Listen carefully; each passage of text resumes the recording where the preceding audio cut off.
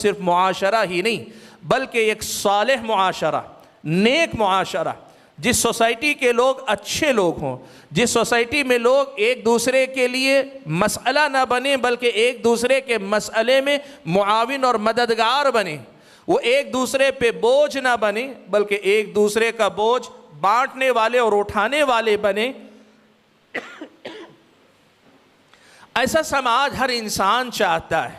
میں آپ کو بتانا چاہوں گا، دیکھیے آپ جانتے ہیں کسی بھی معاشرے کے اندر ایک قانون ہوتا ہے، یہ قانون ہوتا ہے جس کے ذریعے قانون سماج کے معاشرے کا تحفظ کیا جاتا ہے۔ دنیا میں جتنے دستور بنائے جاتے ہیں، خود شریعت اسلامیہ، ان کی بنیاد 5 بنیادی چیزوں کی حفاظت پر موقوف ہوتی ہے۔ کوئی بھی معاشرہ، کوئی بھی سوسائٹی کیوں نہ ہو، اگر اس سوسائٹی کو آپ ایک محفوظ سوسائٹی، ایک مثالی سوسائٹی، ایک مثالی سماج، ایک اچھا معاشرہ بنانا چاہتے ہیں تو پھر آپ کو اس بات کا خیال رکھنا پڑتا ہے کہ یہاں جینے والا انسان 5 باتوں کی طرف سے مطمئن رہے۔ وہ 5 باتیں کیا ہیں؟ انسان چاہتا ہے اس کا اپنا دین محفوظ رہے، انسان چاہتا ہے اس کی اپنی جان محفوظ رہے، انسان چاہتا ہے اس کا اپنا مال محفوظ رہے، انسان چاہتا ہے اس کی اپنی عزت و آبرو محفوظ رہے، اور انسان چاہتا ہے کہ اس کی اپنی عقل کا تحفظ ہو۔ دنیا میں جتنے قانون بنتے ہیں، کسی بھی ملک کا قانون ہو، ساری دنیا کے قوانین میں آپ دیکھیں یہ 5 باتوں کی گارنٹی یا ضمانت دی جاتی ہے۔ پریکٹیکلی ہوتی ہے کہ نہیں ہوتی، کوئی کسی پہ ظلم کرتا ہے نہیں کرتا، یہ الگ بات۔ قانون کے نام پہ جو قانون بنایا جاتا ہے اس میں یہ 5 باتوں کی گارنٹی ہوتی ہے۔ شریعت مطہرہ کے اندر اس کو کہا جاتا ہے حفظ الضروریات الخمسہ، 5 بنیادی چیزوں کا تحفظ کرنا، یہ اسلامی شریعت کے قوانین کی بنیاد ہے۔ کیوں ایسا؟ وجہ اس کی یہ ہے کہ ایک ایسا معاشرہ جہاں جینے والا انسان مطمئن رہے کہ میری جان کا دھوکہ نہیں ہوگا، میرے مال کو دھوکہ نہیں ہوگا، میری اپنی عزت و آبرو کو دھوکہ نہیں ہوگا، میری اپنی عقل کو دھوکہ نہیں ہوگا، میرے اپنے دین کو خطرہ نہیں ہوگا، یہ ایک انسان کی ضرورت ہے۔ یہیں سے آپ سمجھ لیجئے کہ ایک صالح معاشرہ، ایک اچھی سوسائٹی اس سماج کے ہر انسان کی ضرورت۔ اور اگر ہم اسلامی نقطہ نظر کے مطابق بات کریں تو صالح معاشرہ ایک انسان کی دنیاوی ضرورت ہی نہیں ہے، ایک آدمی کی دینی ضرورت۔ ہم اور آپ اگر آخرت کی کامیابی چاہتے ہیں، ہم دنیا میں جیتے دنیا کے لیے نہیں جیتے، ہم دنیا میں جیتے ہیں آخرت کی کھیتی کے لیے جیتے ہیں، ہم دنیا میں جیتے ہیں لیکن آخرت میں اللہ کے پاس کامیابی کے مقصد کو سامنے رکھ کر جیتے ہیں۔ ہمارا مقصد آخرت ہے، لیکن اس آخرت کے مقصد کے حصول کے لیے بھی ضروری ہے کہ جس سماج میں ہم جیتے ہوں وہ سماج نیک ہو، صالح ہو، اچھا سماج ہو۔ برے سماج میں رہ کر اچھے ہونا بہت مشکل ہوتا ہے، اچھے معاشرے میں رہ کر نیک ہونا، نیک بنے رہنا، بگڑنے سے بچنا آسان ہوا کرتا ہے۔ ہم اللہ کی بندگی کرنا چاہتے ہیں، اللہ کے دین پہ عمل کرنا چاہتے ہیں، شریعت مطہرہ کی پابندی کرنا چاہتے ہیں، اللہ تعالیٰ کی فرما برداری کرنا چاہتے ہیں، ہمارا مقصد آخرت ہے۔ لیکن اس آخرت کی کامیابی کے لیے، اس کے حصول کے لیے ہمیں اس دنیا کے اندر ایک اچھے معاشرے میں جینے کی ضرورت ہے۔ میں اس مسئلے کو تھوڑی سی وضاحت کے ساتھ رکھتا ہوں۔ دیکھیے ہم اور آپ اس دنیا کے اندر اللہ کی بندگی کر رہے ہیں، ہمارا راستہ بندگی کا راستہ۔ ہم میں کا ہر ایک آدمی اس بندگی کے سفر میں 3 چیزوں سے مسلسل لڑ رہا ہے، اور جب تینوں چیزوں پہ غالب ہم آتے ہیں، تینوں کو شکست دیتے ہیں، تب جا کر ہم اور آپ اللہ تعالیٰ کی بندگی کرنے میں کامیاب ہوتے ہیں۔ ہم اللہ کی بندگی کر رہے ہیں، سب سے پہلے تو ابلیس، شیطان مردود ہمارے پیچھے لگا ہے، وہ چاہتا ہے کہ ہم اللہ تعالیٰ کی بندگی سے دور ہو جائیں۔ دوسرے نمبر پر میرے اور آپ کے اندر کا نفس امارۃ بالسوء، برائی پر ابھارنے والا نفس، یہ بھی مجھ کو اور آپ کو اللہ تعالیٰ کی بندگی سے دور لے جانا چاہتا ہے۔ اور تیسری چیز یہ دنیا کی رنگینیاں، دوسرے الفاظ میں میرا اور آپ کا معاشرہ، میرے اور آپ کی سوسائٹی میں پائی جانے والی بہت ساری چیزیں مجھ کو اور آپ کو اللہ تعالیٰ کی بندگی سے دور لے جانا چاہتی ہیں۔ اب آپ یہاں دیکھیے، میں اگر اللہ تعالیٰ کی بندگی کرنا چاہتا ہوں، میں اگر اللہ تبارک و تعالیٰ کا مثالی بندہ بننا چاہتا ہوں تو مجھے شیطان کو بھی ہرانا ہے، مجھے اپنے نفس کو بھی شکست دینی، اور ساتھ میں مجھے دنیا یا میرے اپنے سماج کے جتنے فتنے اٹھتے ہیں یا یہاں جتنی اللہ کی بندگی سے دور کرنے والی باتیں ہیں ان سے بھی مجھے بچنا ہے۔ بس جب میں تینوں باتوں سے نجات پا لیتا ہوں تب جا کے اللہ تعالیٰ کی بندگی کر پاتا ہوں۔ اس سے معلوم یہ ہوا کہ آپ یہ سمجھیں سوسائٹی اور سماج کے بہتر ہونے سے اللہ کی بندگی کرنے میں مدد ملتی ہے، سوسائٹی بری ہوتی ہے، خراب معاشرہ ہوتا ہے، معاشرے کے اندر ہر طرح کا بگاڑ ہو، ایسے معاشرے کے اندر رہ کر سدھر جانا، ایسے معاشرے کے اندر رہ کر بگڑنے سے بچ جانا، ایسے معاشرے کے اندر رہتے ہوئے اللہ تعالیٰ کی بندگی کر لے جانا، ایسے معاشرے کے اندر رہتے ہوئے پیارے نبی صلی اللہ علیہ وسلم کی سنت، سیرت اور آپ کے نقش قدم پر چلنے کی کوشش کرنا ایک بہت بڑا چیلنج ہوا کرتا ہے۔ اسی لیے میں نے یہ کہا اگر ہم دنیا کے لیے نہیں اپنی آخرت کی بہتری کے لیے بھی بات کر رہے ہیں تب بھی ایک بہتر معاشرہ میری اور آپ کی ایک بہت بڑی ضرورت ہے۔ آپ نے سنا ہوگا بنی اسرائیل کے ایک آدمی نے 99 لوگوں کا قتل کر دیا، اس کے بعد آیا ایک عبادت گزار کے پاس آ کر پوچھنے لگا کہ کیا میرے لیے توبہ کی کوئی گنجائش ہے؟ آدمی عابد تھا، عبادت گزار تھا، لیکن علم والا نہیں تھا۔ اس نے اپنے دماغ سے سوچ کر جواب دیا 99 لوگوں کا قتل کرنے کے بعد توبہ؟ تیرے لیے توبہ نہیں ہے۔ یہ بات اتنی بری لگی کہ اس 99 لوگوں کے قاتل نے اس عابد عبادت گزار کا بھی قتل کر دیا، 100 لوگوں کا اس نے قتل کر دیا۔ پھر اس کے بعد لیکن اس کے اندر کی تڑپ باقی، وہ توبہ کرنا چاہتا ہے۔ اس کا سامنا کسی عالم دین سے ہوا بنی اسرائیل میں سے، اس سے اس نے پوچھا کیا میرے لیے توبہ ہے؟ عالم دین نے علم کی بنیاد پر جواب دیا کہ ہاں سچی توبہ کرو، اللہ تبارک و تعالیٰ توبہ قبول کرتا ہے، تمہارے لیے توبہ کا امکان ہے۔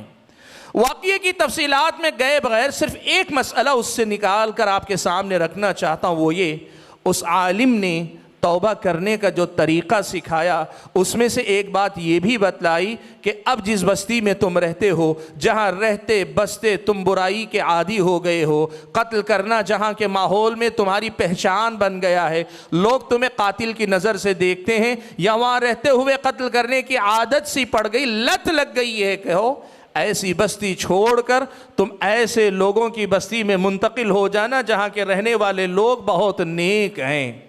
اہل علم نے لکھا یہ جو عالم دین نے اس قاتل کو مشورہ دیا کہ تم اپنی بستی چھوڑ کر نیک لوگوں کی بستی میں منتقل ہو جاؤ، اس کی وجہ یہ تھی اس کا اس برائی کے ماحول میں رہتے ہوئے سدھرنا مشکل تھا۔ جب وہ اپنی بستی جہاں گناہ کا عادی ہے، جہاں قتل کرنے کا عادی ہو گیا ہے، اس کو چھوڑ کر ایک اچھی بستی میں منتقل ہو جائے گا، نیک لوگوں کی صحبت میں رہے گا، ایک صالح معاشرے میں زندگی گزارے گا، توبہ کرنے میں اسے آسانی ہوگی، سدھرنے میں مدد ملے گی، وہ اللہ تعالیٰ کے بندوں کا قتل کرنے سے باز آ جائے گا، برائی کے ماحول سے کٹ کر نیکی کے ماحول میں آئے گا تو برائی سے کٹ کر نیکی سے جڑ جائے گا۔ حاضرین گرامی، یہ کچھ بنیادی باتیں تھیں جن کی روشنی میں دوسری اہم بات میں آپ کے سامنے یہ رکھنا چاہتا ہوں کہ جہاں معاشرہ انسان کی ضرورت ہے وہیں ایک صالح معاشرہ، اچھی سوسائٹی، نیک سوسائٹی ہر انسان کی ایک ضرورت۔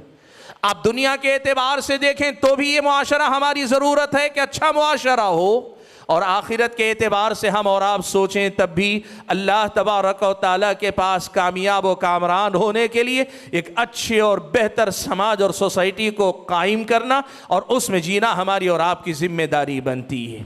سوال یہ پیدا ہوتا ہے کہ یہ معاشرہ ہم اور آپ کہاں اور کیسے قائم کریں؟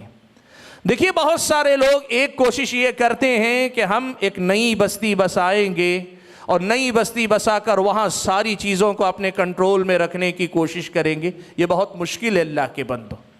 طریقہ کیا ہے؟ طریقہ یہ ہے کہ جس سماج میں رہتے ہو، جہاں پیدا ہوئے، جہاں جی رہے ہو اور جہاں جا کر آئندہ تمہیں مرنا ہے، اسی سماج میں رہو، لیکن سماج کے رنگ میں خود کو رنگنے کے بجائے سماج کو نیکی کے رنگ میں رنگنے کی کوشش میں اپنی زندگی میں گزارو۔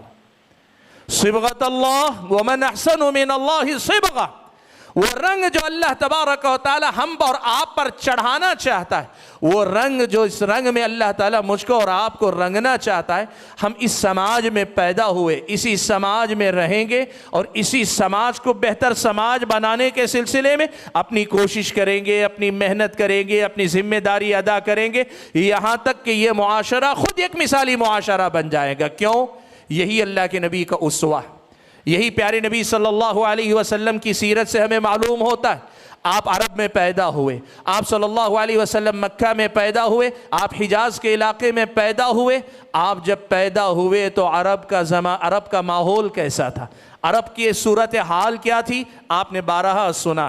اس زمانے کو زمانے جاہلیت کہا جاتا، اس لیے کہ اس سماج کے اصول جہالت اور جاہلیت پر مبنی تھے، انصاف پر مبنی نہیں تھے، علم پر مبنی نہیں تھے، اللہ تعالیٰ کی بندگی کے اصولوں پر مبنی نہیں تھے، کسی دین، کسی شریعت اور کسی انصاف پرور قانون کی بنیاد پر اس سماج کی بنیاد نہیں تھی۔ وہاں کا اصول تھا آدمی آزاد ہے، جو چاہے کرے، اور جو جتنا طاقتور ہے وہ اتنا ہی زیادہ سماج کو اپنے قابو میں رکھ سکتا ہے۔ اللہ کے نبی ایسے ماحول میں پیدا ہوئے جہاں اللہ تعالیٰ کے ساتھ ظلم یعنی شرک، اللہ کے ساتھ ظلم سے لے کر عام بندے تک پر ہی ظلم ہوتا تھا، امن و امان نہیں تھا، سماج میں بگاڑ تھا، برائیاں تھی، خرابیاں تھی، سب کچھ اس قدر زیادہ برائیاں تھی کہ زمانے جاہلیت کے جاہلوں کو بھی احساس تھا کہ نہیں، اتنا بھی برا ہمارا معاشرہ نہیں ہونا چاہیے۔ مکہ میں انہوں نے حلف الفضول بنائی، ایک انجمن بنائی، کہا کم سے کم یہ کوشش کریں گے کہ باہر سے آنے والوں کو یہاں ستایا نہ جائے، مظلوم کی مدد کریں گے، مسافروں کو پریشان کرنے سے بچائیں گے۔ زمانے جاہلیت کے اس جاہل معاشرے میں بھی لوگوں کو احساس تھا کہ معاشرے کو سدھارنا چاہیے۔ ایسے بگڑے ہوئے ماحول میں اللہ کے نبی صلی اللہ علیہ وسلم آئے، آپ نے وہیں دعوت و تبلیغ کا کام کیا، آپ نے سماج کو سدھارا، آپ نے وہیں محنت کی، اور ایک وقت وہ آیا صرف 23 سال کی مدت میں، صرف 23 سال کی مدت میں وہ معاشرہ جو زمانے کا بدنام معاشرہ تھا، ساری دنیا کے لیے رہبر معاشرہ بن گیا۔ خود نہ تھے جو راہ پر، اوروں کے راہی بن گئے، خود نہ تھے جو راہ پر، اوروں کے راہی بن گئے۔ کیا نظر تھی جس نے مردوں کو مسیحا کر دیا، سبحان اللہ۔ بھائیو، آپ کو معلوم ہے پیارے نبی صلی اللہ علیہ وسلم کے طرف سے، اللہ کے نبی صلی اللہ علیہ وسلم کی طرف سے جب حبشہ کے پاس مسلمانوں کو بھیجا گیا، وہاں مشرکین مکہ مسلمانوں کو وہاں سے واپس لینے کے لیے آئے، اور ایسا ہی ملتا جلتا واقعہ رستم کے دربار میں پیش آیا، ربعی ابن عامر رضی اللہ تعالیٰ عنہ۔ دونوں جگہ پر مسلمانوں کے نمائندہ نے، رستم کے دربار میں ربعی ابن عامر رضی اللہ تعالیٰ عنہ نے، اور حبشہ کے دربار میں نجاشی کے دربار میں حضرت جعفر طیار رضی اللہ تعالیٰ عنہ نے، دونوں نے اس پورے مشن کا تعارف اسی انداز میں کروایا، بتایا کہ اللہ کے نبی جب آئے تھے، آپ کے آنے سے پہلے ہمارا سماج ایسا تھا، ہم اپنی بیٹیوں کو زندہ درگور کیا کرتے تھے، ہم ایک دوسرے پر زیادتی کیا کرتے تھے، جو کچھ سماج کی برائیاں تھیں ساری گنائی، اور اس کے بعد اللہ کے نبی صلی اللہ علیہ وسلم جو پیغام لے کر آئے، جو دین لے کر آئے، اس کا تذکرہ کرتے ہوئے بتلایا کہ ہم نے اس برائی کے یا سماج کے خرابیوں کے اصولوں کو چھوڑ کر، خرابی پر مبنی اصولوں کو چھوڑ کر نبی کی ان پاکیزہ تعلیمات کو اپنایا ہے، جن کے نتیجے میں ہمیں امید ہے کہ ہم سدھر جائیں گے۔ جعفر ابن طیار نے کہا ہم سدھر رہے ہیں، اور ربیع ابن عامر نے کہا پورا معاشرہ بدل دیا گیا۔ یہ جو بات دونوں نے کہی، یہ بتاتی ہے کہ نبی علیہ السلام نے اسی سماج میں رہ کر اسی سماج کے بگاڑ کو سدھار میں بدلا۔ یہ میرے اور آپ کے سامنے نمونہ ہے کہ ہم اور آپ کو اپنے معاشرے کی اصلاح کی فکر کیسی کرنی۔ طریقہ یہ ہے کہ جس سماج میں ہم جیتیں اسی سماج کو مردہ ہے تو زندہ کرو، جاہل ہے تو علم والا بناؤ، بے دین ہے تو دیندار بناؤ، اللہ سے کٹا ہوا ہے تو اللہ تعالیٰ سے جوڑو، کسی قانون دستور کو نہیں مانتا شریعت اسلامیہ کا پابند بناؤ، اخلاق سے عاری اور خالی ہے تو با اخلاق بناؤ، تربیت نہیں ہے تو سب کی تربیت کرو، سماج میں جو نہیں ہے وہ سماج کو دو، سماج میں جس چیز کی کمی ہے اس کمی کو پورا کرو، سماج کی حاجت ضرورت کیا ہے اسے پہچانو، اور پہچان کر ان ضرورتوں کو دینے والے بنو۔ یاد رکھو اللہ کے بندو، مسلمان اس کی پہچان یہ، وہ دنیا سے جتنا لیتا ہے اس سے کہیں زیادہ دنیا کو دینے کی کوشش کرتا ہے، اور کئی بار دنیا کو اس سے کہیں زیادہ دے کر جانے میں کامیاب ہوتا ہے۔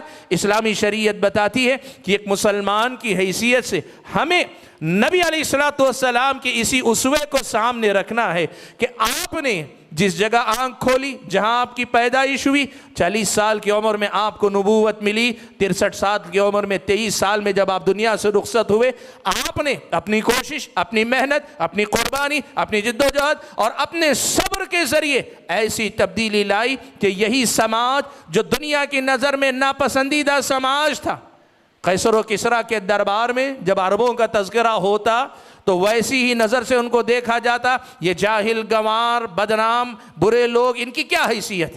لیکن اللہ کے نبی صلی اللہ علیہ وسلم کی بعثت کے بعد جب اللہ کے نبی رخصت ہوئے، ابو بکر و عمر و عثمان و علی رضوان اللہ تعالی مجمعین، اور ان کے بعد حضرت معاویہ رضی اللہ تعالیٰ عنہ کے دور میں اسلام کا جو پیغام ہے دنیا کے چپے چپے میں پہنچنے لگا، تو دنیا کی ترقی یافتہ قوموں نے دیکھا کہ یہ قوم جو پہلے گری پڑی بدنام زمانہ قوم تھی، آج اتنی شریف اور باعزت قوم ہے کہ ساری دنیا کے لیے ایک مثال ہے اپنے آپ میں۔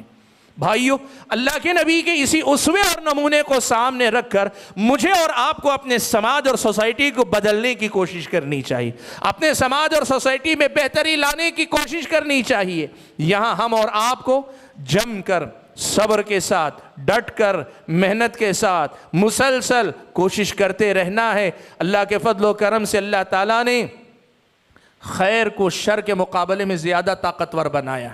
وقتی طور پر شر یا برائی زیادہ ہو سکتی ہے، وقتی طور پر طاقتور ہو سکتی ہے، لیکن اللہ تعالیٰ کا یہ کمال ہے اللہ تعالیٰ کی شریعت کا کہ اللہ نے انسانوں کو خیر سے محبت کرنے والا بنا کر پیدا کیا، اور خیر کو شر کے مقابلے میں زیادہ طاقتور بنایا ہے۔ نتیجہ کیا ہوگا؟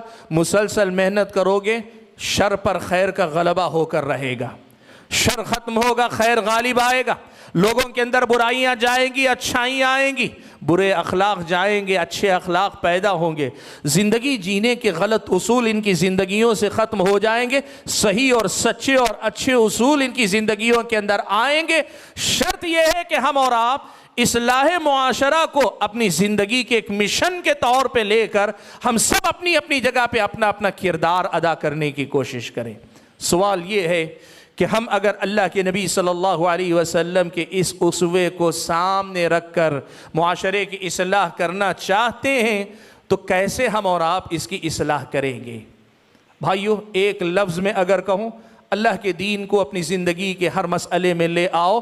آپ اپنے اندر دین کو لے آئیں گے، اللہ تعالیٰ اس دین کے ذریعے آپ کو سدھار دے گا، اور آپ کو مجھ کو سدھار دے گا تو ہمارے ذریعے ہمارا معاشرہ سدھر جائے گا۔ بہت سیدھی سی بات، کوئی لمبا چوڑا فلسفہ نہیں۔ عام طور پر لوگ نظریات میں الجھ جاتے ہیں، تھیوریز لے کر آتے ہیں، ایسا کرنا ہے، ویسے کرنا ہے، ہم فلاں کام کریں گے، یہ ہو جائے گا، وہ ہو جائے گا۔ تھیوریز کی ضرورت نہیں۔ سبحان اللہ، حضرت عبداللہ ابن مسعود رضی اللہ تعالیٰ عنہ ایک بڑا پیارا جملہ کہتے تھے اتبعوا ولا تبتدعوا فقد کفیتم۔ کہتے تھے اتبعوا، ایک طے شدہ راستہ، ایک بنا بنایا راستہ، بس اس کے نقش قدم کی پیروی کرو، اس راستے پہ چلنے والے بن جاؤ۔ ولا تبتدعوا، بدعتیں ایجاد نہ کرو، یا اگر دوسرا ترجمہ کرو، نئی چیزیں لانے کی فکر میں مت پڑو، تمہیں نیا کچھ کرنے کی ضرورت نہیں۔ اتبعوا، بنا بنایا کچھ ہے سسٹم، اس کو فالو کر لو۔ کیوں؟ فقد کفیتم، اس لیے کہ کچھ نیا ڈھونڈنے تلاش کرنے کی ضرورت اللہ نے باقی نہیں رکھی، کوئی اور اس کے لیے کافی ہو چکا ہے۔ اللہ کافی ہے جس نے وہ شریعت دے دی جو ہر زمان و مکان میں ہم اور آپ کو سدھار سکتی ہے، سنوار سکتی ہے۔ اسی لیے میں نے کہا ایک لفظ میں اگر کہیں، سیدھی سی بات یہ ہے، زندگی کے ہر باب میں، اپنی زندگی کے ہر مسئلے میں، چاہے میں اپنے آپ کے ساتھ معاملہ کر رہا ہوں، میں اپنی بیوی کے ساتھ معاملہ کر رہا ہوں، میں اپنے بچوں کے ساتھ معاملہ کر رہا ہوں، میں اپنے والدین کے ساتھ معاملہ کر رہا ہوں، اپنی اولاد کے ساتھ معاملہ کر رہا ہوں، اپنے پڑوسیوں کے ساتھ معاملہ کر رہا ہوں، میں اپنے گاہک کے ساتھ معاملہ کر رہا ہوں، یا کسی کے پاس کام کر رہا ہوں، کسی کے ماتحتی میں ہوں، اپنے ذمہ دار کے ساتھ معاملہ کر رہا ہوں، حد تو یہ ہے کہ اسلام کہتا ہے کسی کتے اور بلی کے ساتھ بھی معاملہ کر رہا ہوں، مجھے زیادہ کچھ کرنے کی ضرورت نہیں، وہ طریقہ جو معاملہ کرنے کا اللہ نے ہم اور آپ کو سکھایا ہے وہ سیکھ لو، وہ سیکھ لو کہ مجھے کس کے ساتھ کیسے رہنا ہے، کس کے ساتھ کیا معاملہ کرنا ہے، کون سا معاملہ کیسے کرنا ہے، اسلام نے آپ کو تفصیل کے ساتھ بتایا، اس کو سیکھ لو، اس کو اپنی زندگی میں اپنا لو، اللہ تبارک و تعالیٰ ساری چیزیں خود بخود بدل کے رکھ دے گا، اللہ بدل دے گا، سماج بدل دے گا، معاشرہ بدل دے گا، معاشرے کی سوچ بدل دے گا، معاشرے کا ذہن بدل دے گا، معاشرے کے لوگوں کے جینے کے رنگ ڈھنگ بدل دے گا، اصول بدل دے گا، ضابطے بدل دے گا، سماج میں کیا ہے اس کی فکر سے زیادہ کیا ہونا چاہیے اس کی فکر میں لگ جاؤ تو اللہ کے فضل و کرم سے سماج کے سدھار کو اللہ تبارک و تعالیٰ یقینی بنا دے گا۔ یہ ایک مجمل بات، لیکن اگر ذرا تفصیل میں جا کے بات کرنا چاہیں تو میں بات آپ کے سامنے رکھنا چاہوں گا کہ سماج میں سدھار کیسے آنا چاہیے۔ قرآن کی اس صورت میں اللہ نے بیان کیا جو صورت میں نے حمد و صلات کے بعد آپ کے سامنے پڑھی۔ اللہ نے فرمایا والعصر، قسم ہے زمانے کی یا نماز عصر کے وقت کی، ان الانسان لفی خسر، یقیناً تمام انسان خسارے میں ہیں، یقیناً تمام انسان نقصان میں ہیں، گھاٹے میں ہیں۔ اللہ تعالیٰ نے زمانے کی قسم کھائی یا عصر کے وقت کی قسم کھائی اور قسم کھا کر اس حقیقت کو بیان کیا کہ انسان، اصل یہ کہ سارے انسان خسارے میں ہیں۔ یہ بات سب سے پہلے جان لیں، کون سا خسارہ ہے؟ دیکھیے اسلامی نقطہ نظر کے مطابق حقیقی خسارہ یہ ہے کہ زندگی طویل یا مختصر گزارنے کے بعد اللہ کے پاس جائے اور اللہ تعالیٰ کے پاس اس کی اپنی نجات کا کوئی سامان نہ رہ جائے۔ اللہ نے فرمایا قل ان الخاسرین الذین خسروا انفسهم واہلیہم یوم القیامہ الا ذلک هو الخسران المبین۔ اللہ نے کہا اللہ کے نبی آپ کہہ دیجئے ان الخاسرین، یقیناً خسارہ اٹھانے والے اور حقیقی خسارہ اٹھانے والے وہ لوگ ہیں الذین خسروا انفسهم واہلیہم یوم القیامہ، جو روز قیامت اپنے آپ کو اور اپنے اہل و عیال کو بھی گنوا بیٹھیں گے، نہ اپنے کو کما پائے نہ اپنے اہل و عیال کو کما پائے، یعنی نیک عمل کر کے اپنے آپ کو نجات دلا لینے والے اور اپنے اہل و عیال کے حق میں سفارش کر کے نکال لے جانے والے نہ بن سکے، یہ لوگ اصل میں خسارہ اٹھانے والے ہیں۔ الا ذالک هو الخسران المبین، لوگوں سنو یہی حقیقی خسارہ ہے۔ لیکن بھائیوں، قرآن میں اللہ تعالیٰ نے جس خسارے کا ذکر کیا ہے یہ اخروی خسارے کے ساتھ ساتھ دنیا کا بھی خسارہ ہے کہ تمام کے تمام انسان دنیا کے اندر بھی خسارے میں ہیں اگر وہ چار باتیں نہ کریں جن باتوں کا اللہ تعالیٰ نے تذکرہ آگے کیا ہے۔ کیوں خسارے میں ہیں؟ اس لیے خسارے میں ہیں کہ اس قرآن کو اللہ تبارک و تعالیٰ نے سب سے بہتر راستہ بنایا ہے، اللہ تعالیٰ نے اس قرآن کو سب سے بہتر شریعت کا ترجمان بنایا، اس قرآن کو اللہ تبارک و تعالیٰ نے سب سے زیادہ بہتر راستہ بتانے والی کتاب بنایا۔ ایک آدمی اگر اس دین پہ عمل نہ کرے دنیا کے اعتبار سے بھی خسارے میں ہوگا۔ مسئلے کی تھوڑی اور وضاحت کر لیتا ہوں۔ دیکھیں اللہ نے کہا ان الانسان لفی خسر، یقیناً تمام کے تمام انسان خسارے میں ہیں سوائے ان کے الا الذین آمنوا وعملوا الصالحات وتواصوا بالحق وتواصوا بالصبر۔ خسارے سے نکلنے کے لیے اللہ نے چار باتیں کرنے کا حکم دیا، چار باتوں کو اپنانے کا حکم دیا۔ میں اگر اپنے عنوان سے جوڑ کر اپنی بات کہوں تو یوں کہیے معاشرے کو برے معاشرے سے اچھا معاشرہ بنانے کے لیے اللہ تعالیٰ نے ان چار باتوں پہ محنت کرنے کی ترغیب دلائی۔ یہ چار کام ہم اور آپ کو کرنے پڑیں گے اگر ہم معاشرے کو سدھارنا چاہتے ہیں، بنانا چاہتے ہیں، بگاڑ سے بناؤ کی طرف، تخریب سے تعمیر کی طرف، برائی سے اچھائی کی طرف اور اللہ کی نافرمانی سے فرما برداری کی طرف لے جانا چاہتے ہیں، نقصان سے فائدے کی طرف اگر سماج کو لے جانا چاہتے ہیں، چار کام کرنے پڑیں گے۔ خسارے سے نکلنا ہے تو چار کام کرنے پڑیں گے۔ ایمان لاؤ، ایمان لاؤ اللہ تعالیٰ پر، رسولوں پر، کتابوں پر، فرشتوں پر، آخرت پر، تقدیر پر، اللہ تعالیٰ کی لائی ہوئی دی ہوئی ہر اللہ تعالیٰ کی بھیجی ہوئی رسول اکرم صلی اللہ علیہ وسلم کی لائی ہوئی ہر بات پر ایمان لاؤ۔ وعملوا الصالحات، جس بات پہ ایمان لا رہے ہو، ایمان صرف زبان سے اقرار دل سے تصدیق کا نام نہیں، ایمان دل سے تصدیق زبان سے اقرار کے ساتھ عمل صالح کا بھی نام ہے کہ جس دین کو اپنا دین مان رہے ہو عمل بھی کرو اس پر، بڑی سے بڑی تعلیم ہو، چھوٹی سی چھوٹی بات ہو، اس پہ عمل کرو۔ وجہ یہ ہے کہ یہ جیسے سلف صالحین نے کہا لیس الایمان بالتمنی، لیس الایمان بالتمنی، کہا ایمان تمناؤں کا نام نہیں۔ ایسا نہیں ہے کہ آپ تمنا کریں یا ظاہری طور پر اپنے آپ کو سنوار لیں، اس کا نام اصل میں ایمان نہیں۔ ایمان وہ ہے جو دل میں گھر بھی کر جائے اور آپ کے میرے اعضاء و جوارح پہ نظر بھی آئے۔ ایمان وہ ہے جو ہمارے اندر بھی اتر جائے اور ہمارے باہر بھی نظر آئے۔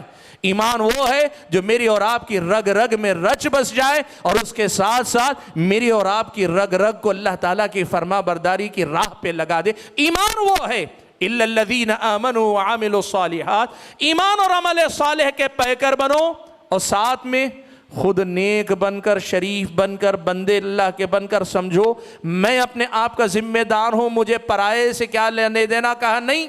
وَتَوَاصَوْا بِالْحَقِّ، حق بات کی وصیت کرو، حق بات کی تلقین کرو، حق بات کی تبلیغ کرو، حق بات کی تعلیم دو، حق بات کا لوگوں کو حق بات کا حکم دو، لوگوں کے اندر اچھائی کو عام کرو، سچائی کو عام کرو، صحیح کیا ہے لوگوں کے اندر بتاؤ، صحیح پیغام کیا ہے لوگوں کے اندر پھیلاؤ، پروپیگیٹ کرو، اسے عام کرو جس قدر زیادہ کر سکتے ہو۔ وَتَوَاصَوْا بِالْحَقِّ، حق بات کی وصیت کرو، وَتَوَاصَوْا بِالصَّبْرِ، اور صبر کی بھی تلقین کرو۔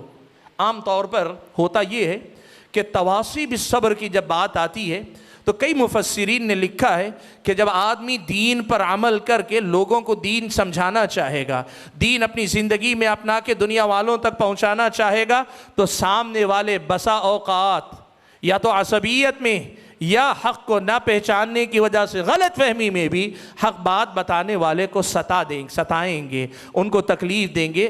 ایسے موقع پہ آپ کو ڈٹ کر رہنا ہے، اس لیے کہ آپ سماج کے افراد سے نہیں، سماج کے افراد کی برائی سے لڑ رہے ہیں۔ آپ ڈاکٹر ہیں جو بیماروں کا علاج کر رہے ہیں، آپ کی لڑائی بیماری سے ہے، بیماروں سے ہمدردی آپ کی ہے، اس لیے بیمار اگر آپ کے ساتھ کوئی غلط سلوک بھی کرے تو آپ صبر کریں۔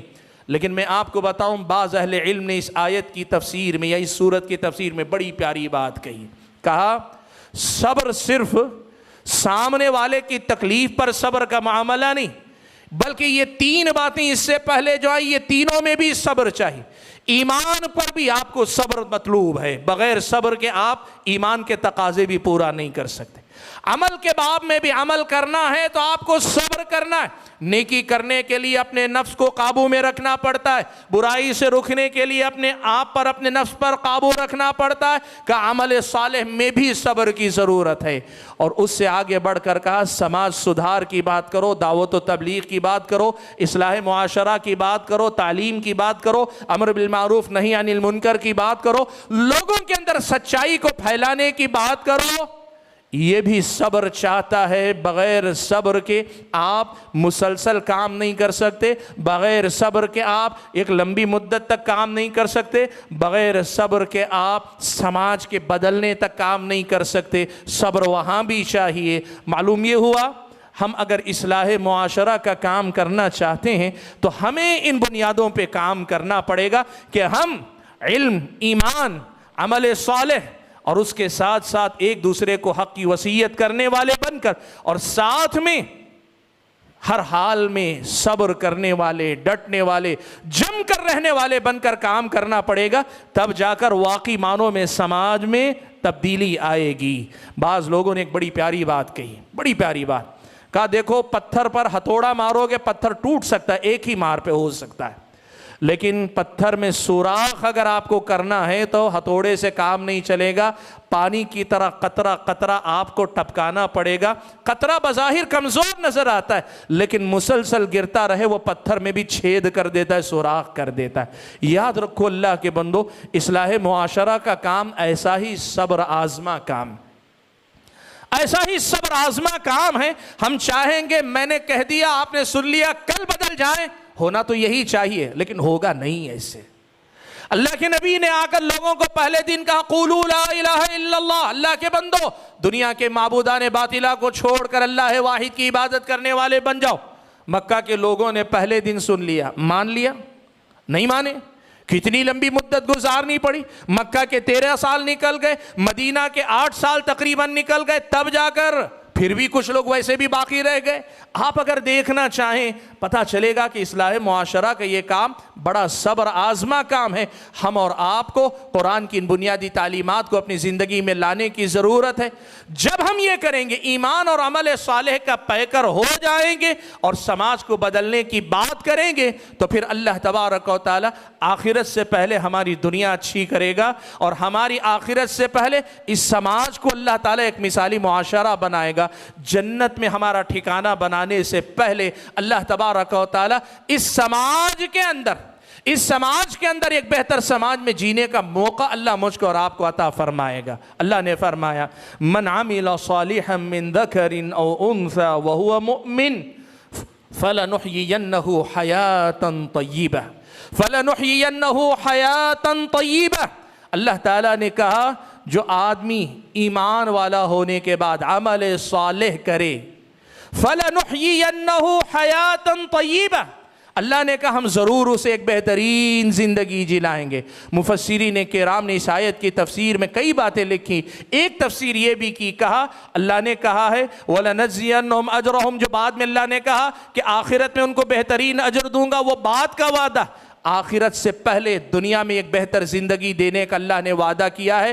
مطلب یہ کہ ایمان اور عمل صالح کا پیکر ہو جاؤ گے، قرآن کی تعلیمات، نبی کی سنت کی تعلیمات کو اپنی زندگی میں لے آؤ گے تو یہ تعلیمات اس دنیا میں ایک بہترین زندگی دیں گی، دوسرے الفاظ میں ایک بہترین معاشرہ مجھ کو اور آپ کو عطا کریں گی۔ حاضرین گرامی، بات میری میں مختصر کرنا چاہتا ہوں تو اپنی گفتگو کو ذرا دوسرے پہلو کی طرف لے کر جاتا ہوں۔ دیکھیں اصلاح معاشرہ کی جب ہم بات کرتے ہیں، 3 بڑی باتیں آپ کے سامنے ذکر کرتا ہوں، ان کو ہمیشہ یاد رکھیں۔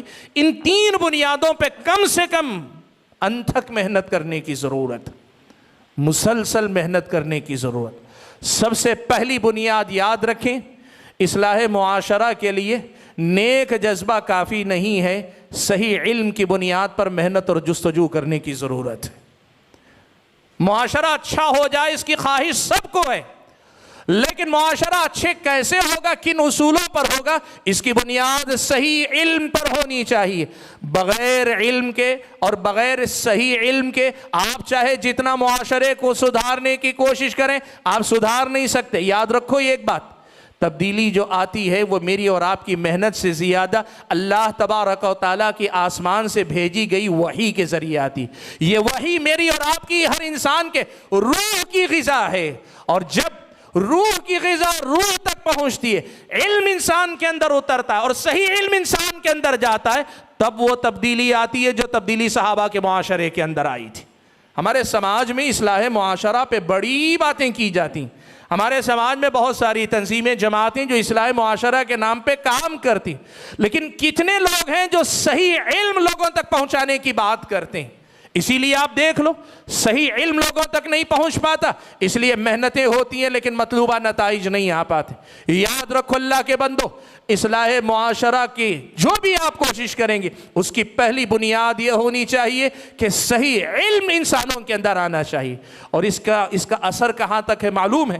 حضرت عبداللہ ابن مسعود و دیگر سے ایک اثر منقول ہے، وہ کہتے ہیں کل من عصى اللہ فہو جاہل، جو بھی اللہ کی نافرمانی کرتا ہے وہ جاہل ہے اصل میں، یعنی جہالت اور جہل اصل بنیاد۔ شیخ ابن باز رحمۃ اللہ علیہ کا ایک بڑا بہترین لیکچر ہے، انہوں نے اس مسئلے پہ گفتگو کرتے ہوئے کہا ہے کہ سماج میں جہاں بھی خرابی، جو بھی خرابی ہے، آپ اگر باریکی کے ساتھ جا کر دیکھیں گے اس بگاڑ کی اصل وجہ جہالت ہے، اس بگاڑ کی اصل وجہ جہالت۔ اس لیے اصلاح معاشرہ کی ہم جب بات کر رہے ہیں، سب سے پہلے صحیح علم لوگوں کے اندر پہنچانے کی کوشش کرو کہ صحیح علم سے حقیقی انقلاب، حقیقی تبدیلی آتی ہے۔ اور یہ صحیح علم کیسے حاصل کرنا چاہیے؟ حضرت عمر ابن خطاب رضی اللہ تعالیٰ عنہ سے سیکھو۔ دیکھو ہماری طرح صحابہ کی بھی زندگیاں تھیں، ان کے بھی گھر تھے، ان کے بھی کاروبار تھے، ان کی بھی ضرورتیں تھیں، ان کے بھی مسائل تھے، لیکن انہوں نے کیا کیا؟ امام بخاری رحمۃ اللہ علیہ نے صحیح بخاری کے اندر عنوان مقرر کیا، باب باندھا، باب التناوب فی النزول، باری باری علم حاصل کرنے کے لیے حاضری دینا، یہ عنوان انہوں نے باندھا۔ اور واقعہ یہ نقل کیا ہے کہ حضرت عمر نے اپنے انصاری بھائی جن کے ساتھ اللہ کے نبی نے ان کی مؤاخات کروائی تھی، بھائی چارہ کروایا تھا، ان کے ساتھ حضرت عمر نے اتفاق کر لیا تھا۔ کیا اتفاق کر لیا تھا؟ اتفاق یہ تھا کہ دیکھو ایک دن مثال کے طور پہ آج صبح سے لے کر شام تک میں اللہ کے نبی کی مجلس میں رہوں گا، تم آج کے دن جانا، جا کر جو کمانا ہے، گھر کی ضرورتیں پوری کرنی ہے، اپنے مسائل دیکھنے، اپنے جو مسائل ہیں وہ پورے تم شام تک دیکھ لینا، میں شام تک اللہ کے نبی کی مجلس میں موجود رہوں گا۔ شام میں جب ہم دونوں ملیں گے، اکٹھا ہوں گے، بھائی بھائی ہیں، اللہ کے نبی نے مؤاخات کروائی ہے، کہا اگر ہم شام میں اکٹھا ہوں گے دونوں تو دن بھر میں نے اللہ کے نبی سے جو کچھ سنا اور سیکھا ہے تمہیں بتا دوں گا، اور کل تم اللہ کے نبی کی مجلس میں صبح سے شام تک حاضری دینا، اور میں جاؤں گا میرے اپنے گھر کے مسائل، ضرورتیں، اپنے گھر کے جو مسائل ہیں ان سب کو حل کرنے میں دن گزار لوں گا۔ شام میں پھر جب ہم اکٹھا ہوں گے، سارے دن تم نے اللہ کے نبی سے جو کچھ سیکھا ہے وہ مجھے بتا دینا۔ سبحان اللہ، علم کی ایسی حرص، علم کے لیے ایسی تڑپ، علم کے لیے ایسی منصوبہ بندی، علم کے لیے ایسی جستجو، علم کی ایسی اگر لگن آدمی کے اندر ہونا تو پھر سماج صحیح بنیادوں پہ قائم ہوتا ہے اور معاشرہ بدلتا ہے۔ اللہ کے بندو، میں نے کہا پہلی بات صحیح علم پر سماج کے سدھار کی بنیاد رکھو اللہ کے بندو۔ دوسری اہم بات یاد رکھنا، سماج سدھار کے نام پر لوگ عام طور پر شراب کے خلاف بات کرتے ہیں، سود کے خلاف بات کرتے ہیں، بے پردگی پہ بات کرتے ہیں، لوگوں کے اندر جو بد اخلاقیاں ہیں، برائیاں، جھوٹ بولنا، دھوکہ دینا، ان پہ بات کرتے ہیں۔ یہ بھی سماج سدھار ہے، لیکن سماج کا اصل سدھار کیا ہے آپ کو معلوم ہے؟ توحید اور اتباع سنت پہ اصل کام کرو اللہ کے بندو، توحید اور اتباع سنت پہ اصل کام کرو، یہ اصل سماج سدھار ہے۔ کیوں؟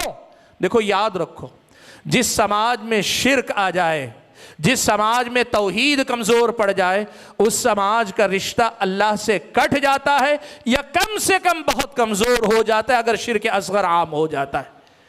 اللہ تبارک و تعالیٰ سے وہ سماج کٹ جاتا ہے، یا اس کا رشتہ کمزور پڑ جاتا ہے جس سماج میں توحید میں خلل آ جائے اور اللہ کے نبی صلی اللہ علیہ وسلم کی سنت سے رشتہ کمزور پڑ جاتا ہے، جس سماج میں بدعتیں عام ہوں، یا دوسرے الفاظ میں اتباع سنت کی بات نہ ہو، تو پھر لوگ نام اللہ کے نبی کا لیں گے لیکن طریقہ نیا نیا اپنائیں گے۔ یاد رکھنا، میں نے ابھی بات کی نا، صحیح علم، وحی، آسمان سے آئی ہوئی تعلیم، روح کی غذا سماج میں لوگوں کی روح میں اترتی ہے تب تبدیلی آتی ہے۔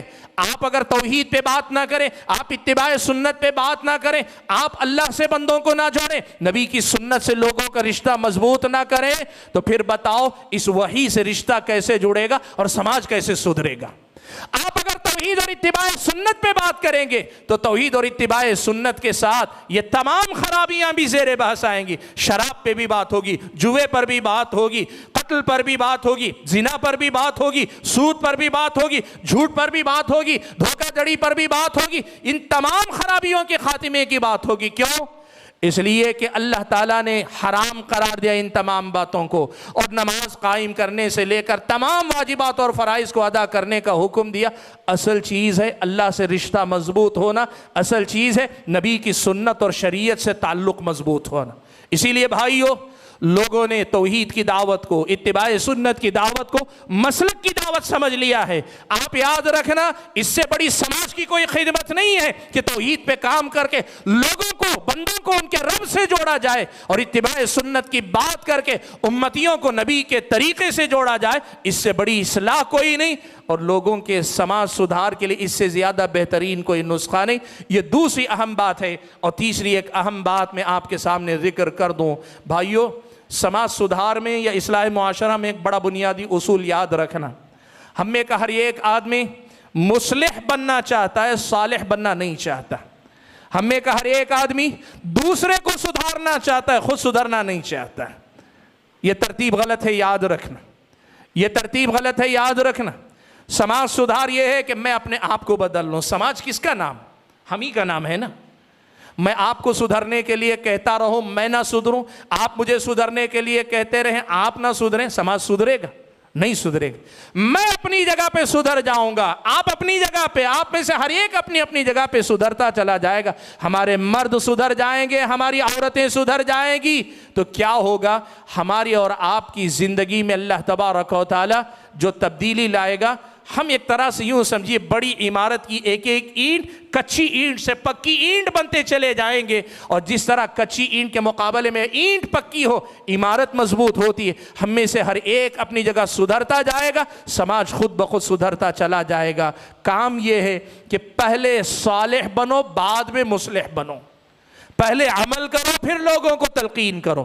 اب اس کا یہ مطلب بھی نہیں، کچھ لوگوں نے سمجھ لیا چونکہ ہم نیک نہیں ہیں اس لیے ہم نیکی کی تبلیغ بھی نہیں کریں گے، نہیں، غلط، یہ مطلب نہیں کہ آپ صحیح نہیں تو سامنے والوں کو سدھارنے کی بات نہ کرو، نہیں، اس کا مطلب یہ ہے تم بھی سدھرو، لوگوں کو بھی سدھارو، سدھارنا بھی ہے۔ میں نے کہا نا اِلَّا الَّذِينَ آمَنُوا وَعَمِلُوا الصَّالِحَاتِ، عمل صالح بھی کرنا ہے، وَتَوَاصَوْا بِالْحَقِّ، حق بات کی ترغیب بھی دینا، دونوں کرنا ہے۔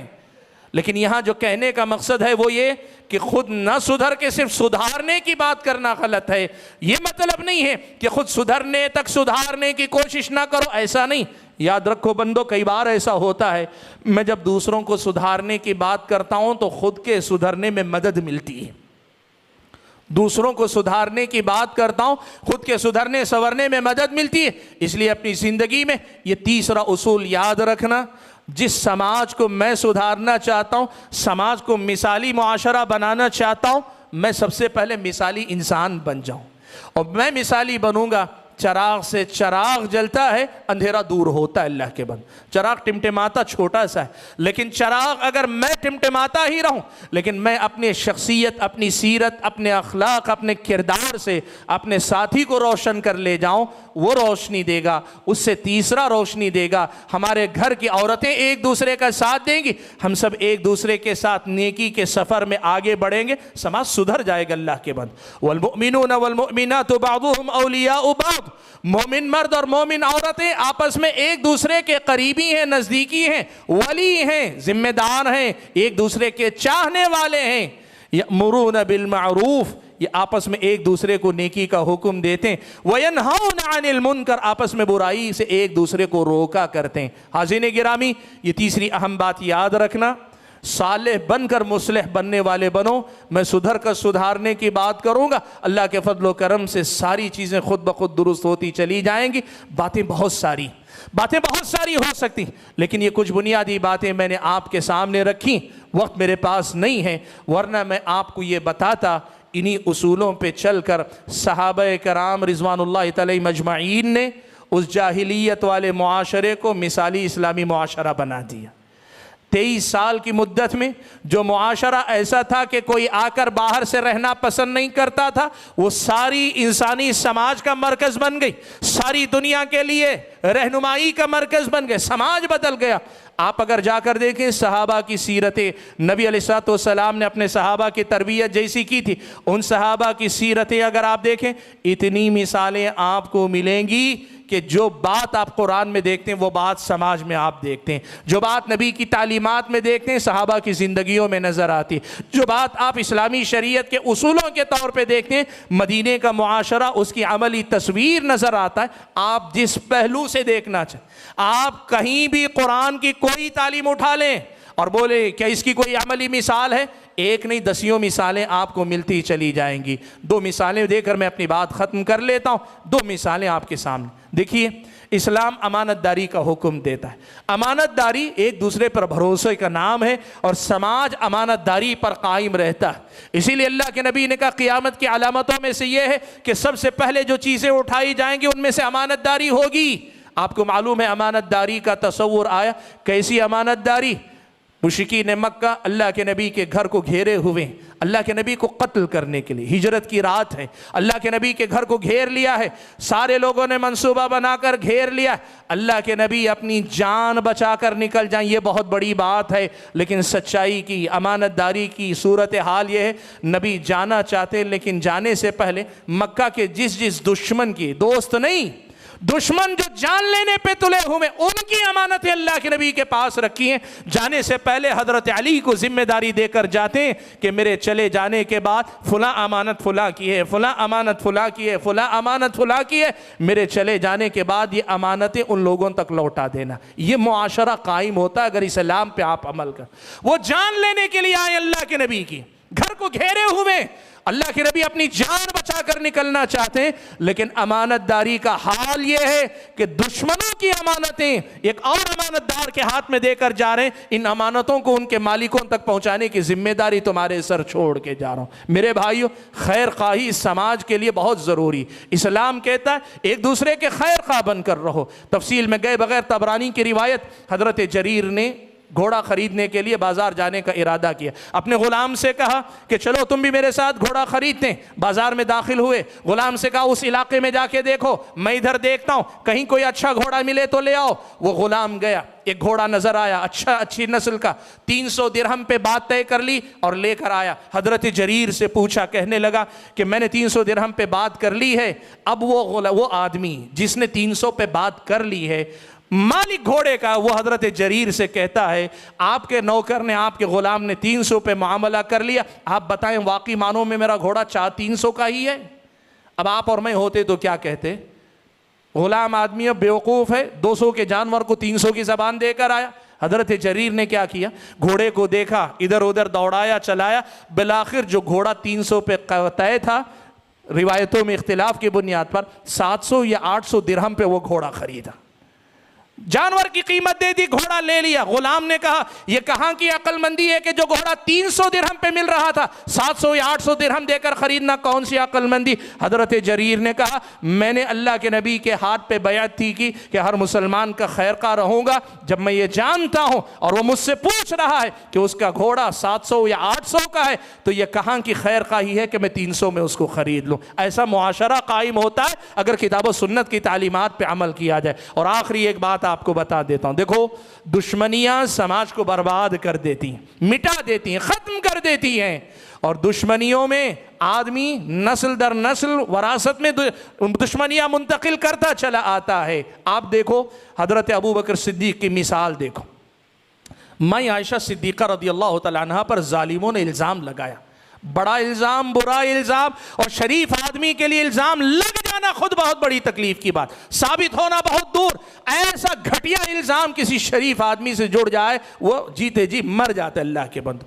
इस इल्ज़ाम लगाने वालों में मुनाफिकों का पूरा किरदार, पूरी मुनाफिकों की मिशनरी लगी। लेकिन 3 अच्छे मुसलमान जो मुनाफिक नहीं थे, प्रोपेगेंडे की जद में आके शामिल हो गए। हज़रत मिस्ता इब्ने असासा, हसन इब्ने साबित, हज़रत हमना बिनते जहश। इनमें से मिस्ता इब्ने असासा हज़रत अबू बकर के रिश्तेदार भी हैं और हज़रत अबू बकर ही उनका खर्चा पानी सब देते हैं, वो भी शामिल हो गए। पराया तो पराया, अगर तकलीफ देना, तकलीफ दोहरी हो जाती। अरबी शायर कहता है वज़ुल्मु ज़विल क़ुरबा अशद्दु मग़ज़तन अलल मर्इ मिन वक़्इल हुसामिल मुहन्नदी।